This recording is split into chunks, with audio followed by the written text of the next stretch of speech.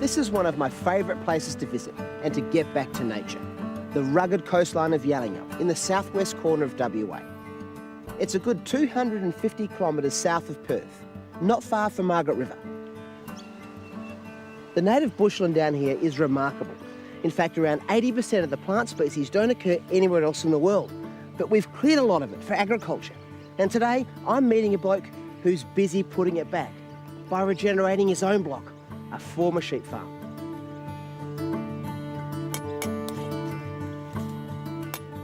So tell us a bit about the property, Barry. Well, we're on 2.5 acres or 1 hectare. It's an old sheep farm. And when we first moved in here in 2005, there was absolutely nothing here. Really? It was just all bare, barren.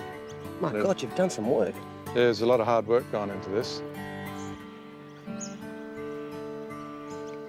So Barry, how'd you go from pasture weeds like this to, you know, dense canopy? I sourced some native nurseries in the area, the local community nurseries, and I collected seedlings from them, and I found out what I needed to put in this area. So basically we just filled up these fence sections that we protected from the roos and the rabbits, and just started planting everything in the bags, and away it went. Let's get in there and have a closer look. Yeah. When reintroducing local species, sourcing plants propagated from local seed is an important consideration.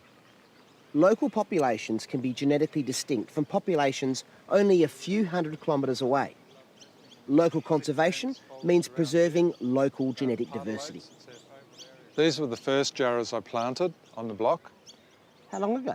11 years ago now. They're doing well. They're doing really well. I'm really happy with it. And originally they were right through this area, weren't they, with the marries as well? Yeah, jarrah, marry, blackbutt down along the creek line. So tell us a bit about the sort of mid-story that you're creating now, Barry. Well, I'm trying to get this all happening as well, which you can see it is. I've got the Kunzia, the Spiridium globulosum, the acacias. Tell us a bit about this hakea here. This is a local one, isn't it? Yep, Hakea lysiocarpa, and the black cockatoos absolutely love this bush. Do they want to come in and feed on the seed heads, the pods? Every year they come in here, they rip open the seed pods, break off branches, and they really get into it. They tuck right into this bush. Gee, it's a beautiful flower, isn't it? It is, isn't it? Really, the focus of Barry's property and the work that he's done is about providing habitat, and that comes in many forms. There's the extensive plantings, hollow logs, stone walls for lizards, bird boxes, and even enclosures where local ringtail possums are rehabilitated and released. What we do is my wife raises the possums in the house first, then we bring them down here when they're big enough and old enough to live outside. And they stay in here for a little while, get used to the surroundings and eat the food that we provide.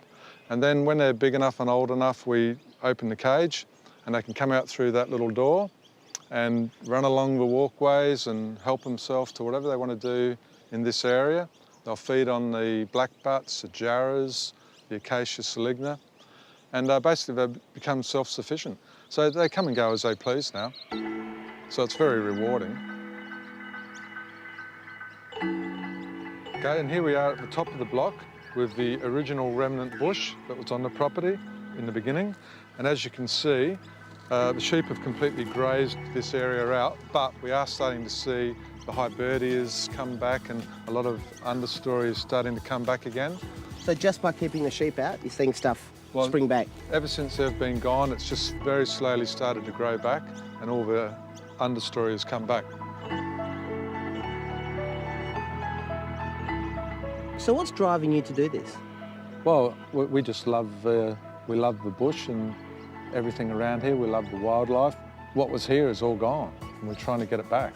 I'm learning all the time and it'll take a long time, but we'll get there eventually and we'll have a nice balanced ecosystem.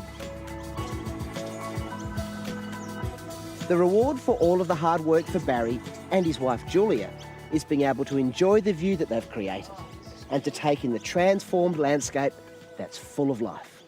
When we first moved to the property, there was probably a few blue wrens, some crows and magpies and a couple of 28s.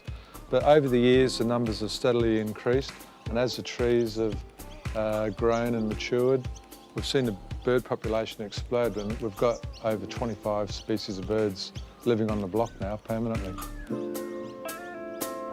It's fantastic to see it.